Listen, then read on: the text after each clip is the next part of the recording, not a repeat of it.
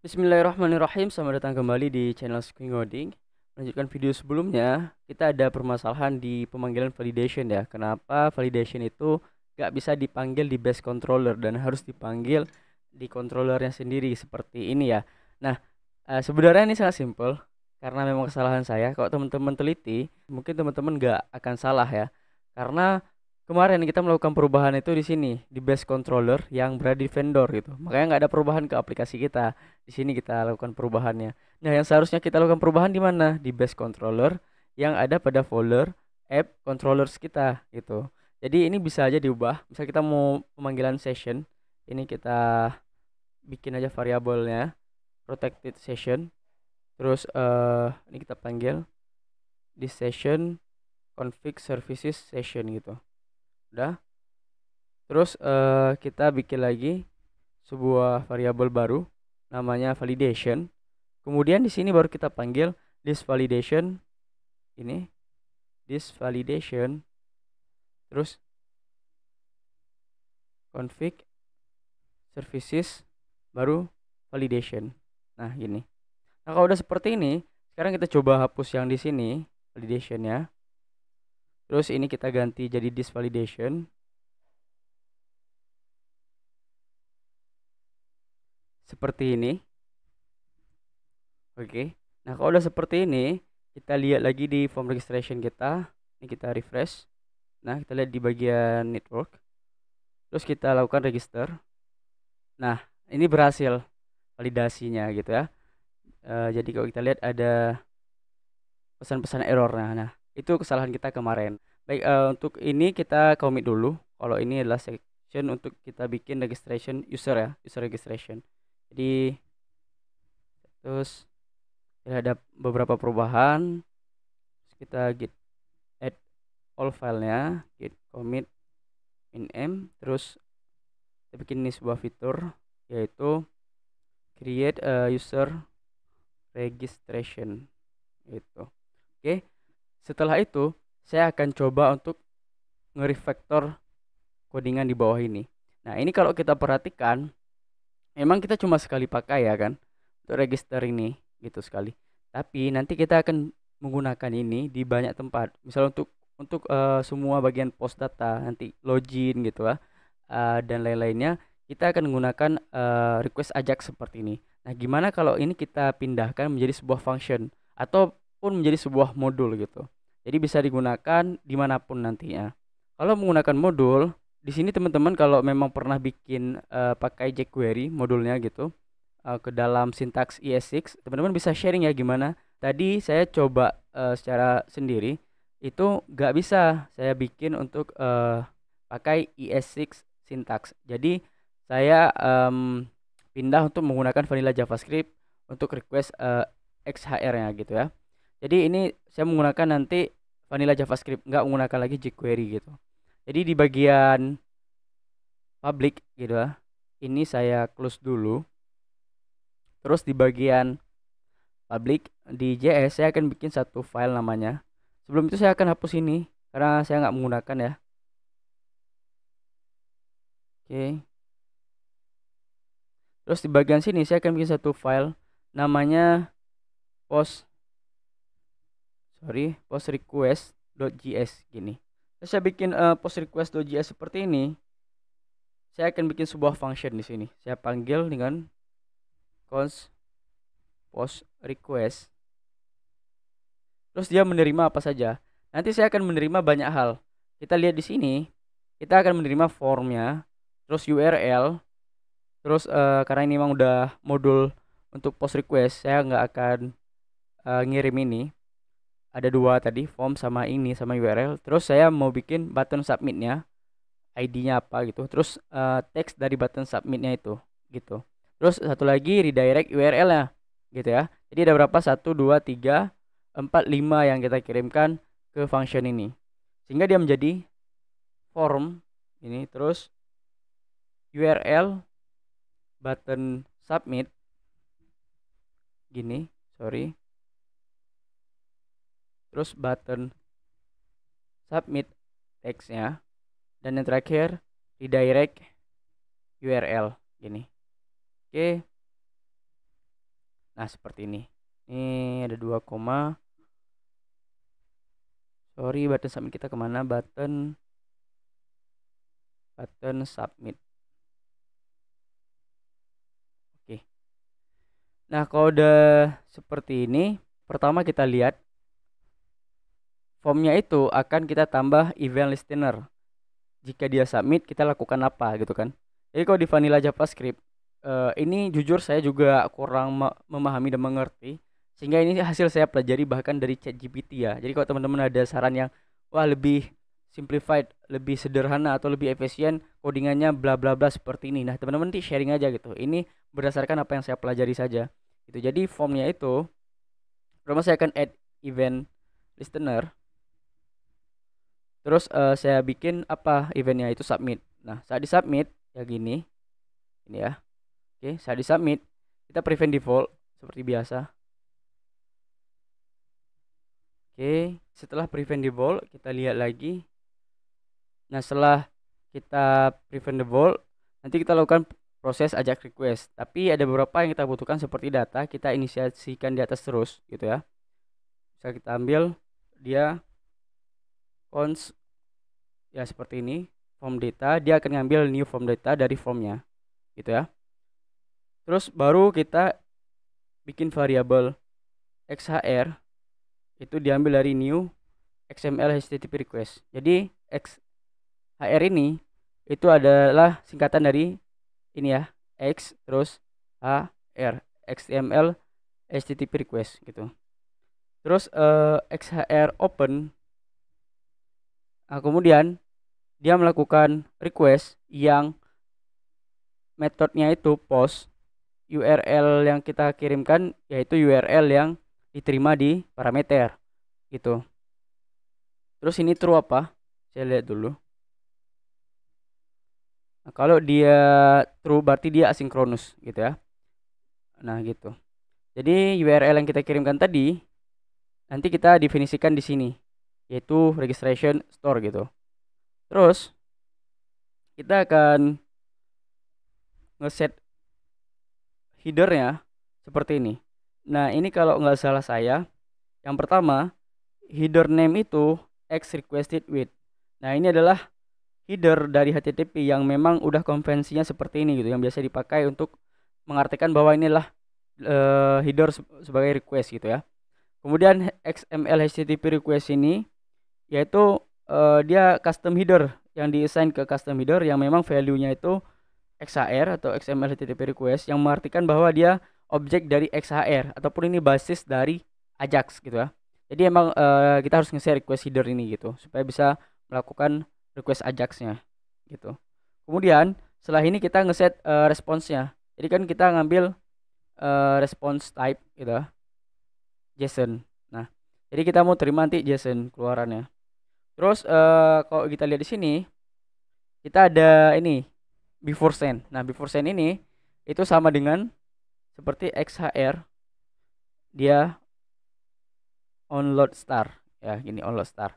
Jadi saat dia mulai gitu, saat dia memuat gitu Ajax, proses Ajaxnya, kita lakukan apa gitu. Nah, tadi kan ada kita kirimkan yang namanya button submit di atas ya.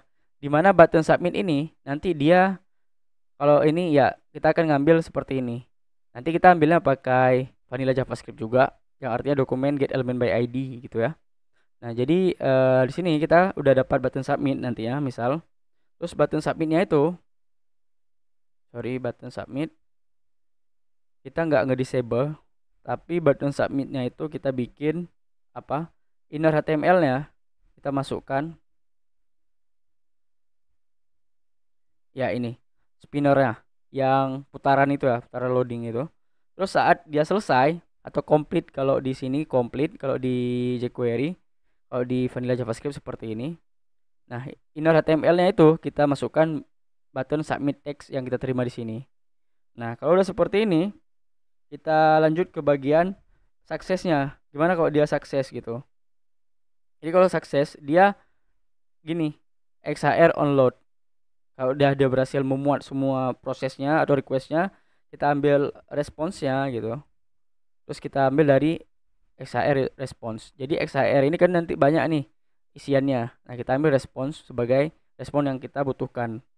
Itu. Nah, kalau respons statusnya true, response dot status itu true, maka tadi kita lakukan apa di sana? Kita lakukan alert ya.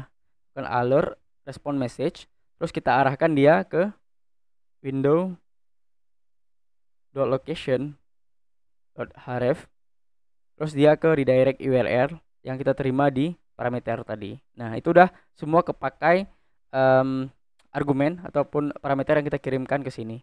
Udah semua terpakai ya. Nah, kalau dia nggak true responsnya, maka kita lakukan apa?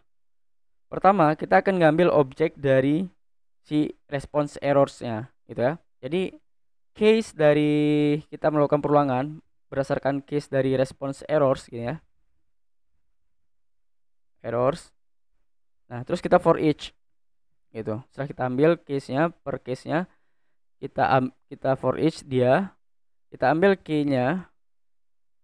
Lalu kita lakukan apa? Nah, pertama kita akan ngebikin variabel untuk inputnya. Input itu diambil dari ya seperti ini. Jadi input itu, elemen input itu diambil dari dokumen query selector yang name-nya key. Seperti yang kita jelaskan pada video sebelumnya, itu adalah ini ya. Nah, ini jQuery equivalent atau sama dengan vanilla JavaScript seperti ini, gitu ya. Seperti ini, ya.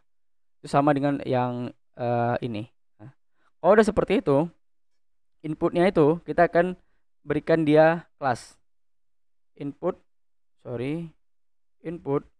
class list ya seperti ini, add, ditambahkan is invalid gitu. Terus di elemen selanjutnya ya seperti ini, saya nggak perlu coding lagi karena ada copilot ya. Jadi input next element sibling itu artinya apa ya, saya lupa. Sibling ini sepupu ya atau tetangga, sepupu lah kalau salah saya ya. Jadi berseberangan dengan dia setelah elemen ini gitu ya, setelah elemen input. Nah, inner HTML-nya itu kita akan isi dengan response errors key gitu. Jadi kita ngambil value dari si objek respon errors ini berdasarkan key-nya apa gitu. Jadi nanti kalau kita lihat di sini mana? Nah, jadi kita ambil objek dengan key nama. Nah, value-nya ini itu akan diisikan ke si next sibling inner HTML dari si input tadi, yaitu elemen ini ya. Elemen ya ini, small class text changer ini. Jadi akan diisi di sini gitu. Gitu ya, kurang lebih. Nah, kalau udah diisi itu kita cek apakah ada juga kan nanti namanya udah kita isi, emailnya dan lain belum kita isi. Jadi kan dia namanya itu kan nggak error lagi gitu. Jadi kita perlu ngecek kalau memang respons error key-nya itu nggak istilahnya kosong. Contohnya gimana? Kita kasih contoh, namanya udah kita isi. Kita register lagi, kita cek sini. Nah, namanya kan udah nih, nggak ada nih value-nya, cuma string kosong ini. Jadi kita cek kayak gini, string kosong aja. Kalau dia emang string kosong, berarti si input yang itu kita remove gitu. Nah, kita bikin invalidnya itu dihapus, di remove. Terus inner HTML-nya itu kita kosongkan. Jadi pesan error yang di sini nggak ada lagi gitu ya. Udah kosong. Gitu kurang lebih. Terus kalau dia udah berhasil, udah istilahnya ini udah ngevalidasi semuanya gitu ya. Apa yang kita lakukan selanjutnya? Jadi kalau dia udah selesai semua, kita kirimkan. Ya, requestnya datanya itu kita kirimkan. Jadi apa, form data yang diambil dari sini itu kita kirimkan gitu ya. Nah, kalau kita lihat di sini, ini kan belum berhasil nih, karena memang kalau kita register ini berhasil karena kita pakai ini ya tadi, masih ada ini di bawah. Oke, ini kita hapus coba. Ini kan belum berhasil karena kita nggak ngeload apa-apa di sini. Nah, kita bisa ngeload dia. Kita pakai type dulu karena dia ini modul gitu kan. Jadi kita harus pakai type. Sorry, ini harusnya saya ekspor lah dulu. Ekspor gini ya. Ekspor jangan default, langsung gini aja ya. Post request gini. Saya ekspor post request. Terus kita loadnya itu script type modul.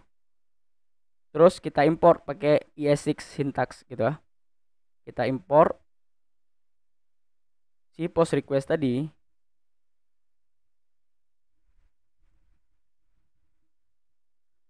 dari mana. Nah, kita ambil seperti di atas. Kita pakai absolute itu ya. Sorry, ini kita belum ganti. Ini seharusnya juga pakai absolute URL. Jadi absolute path. Jadi dia ini kita lupa ganti ya pas di video-video awal. Atau ini ada perubahan. Saya agak lupa. Harusnya ini kita ganti. Jadi dia di sini kita lakukan pemanggilan gini.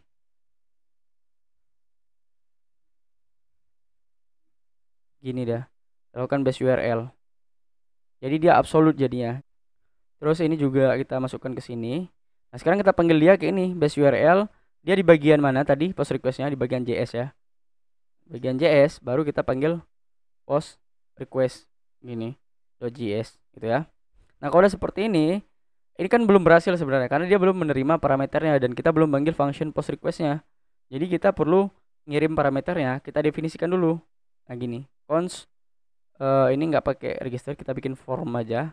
Const form itu diambil dari dokumen get element aja, get element karena dia udah spesifik. Get element by ID itu form register ini. Terus URL-nya kita isi secara manual. Ya, seperti ini kita cukup pakai ini aja. Registration store ini. Terus const btn submit itu dokumen dot get element by ID apa btn register tadi. Terus kita ambil teks dari button registernya itu. Jadi button teksnya itu kita ambil dari ini aja, button submit dot text gitu ya. Const btn submit text gitu ya. Dia isinya button submit dot inner html gitu. Nah, terus yang terakhir apa? Redirect URL. Const redirect URL kita arahkan ke login seperti tadi ya. Baru kita panggil functionnya itu post request. Kita masukkan semua variabel yang udah kita definisikan di atas 1 2 3 4 5 1 2 3 4 5. Terus ada 1 2 3 4 5. Oke. Kalau udah seperti ini kita jalankan lagi. Saya register. Nah, dia agak berhasil divalidasi. Terus saya mau bikin satu hal lagi. Kalau ini kan masih merah nih pas kita ketik. Saya mau nanti pas kita ketik ini fieldnya ini akan hilang. Terus warna merah ini akan hilang juga gitu. Ini kan pas kita register dulu baru dia. Sorry, berarti ini juga ada salah. Harusnya pas register ini udah hijau ya. Di bagian sini kita lihat kita add kalau dia error is invalid. Terus kalau dia ini ya, ini ada perubahan, ada salah. Kita oke. Saya refresh dulu. Terus saya berikan di sini. Nah, yang lain merah, yang ini kayak biasa. Dan di sini juga saya mau nambah satu lagi apa? Input class list add is valid gitu ya. Ini harus kita refresh dulu sekali lagi. Register.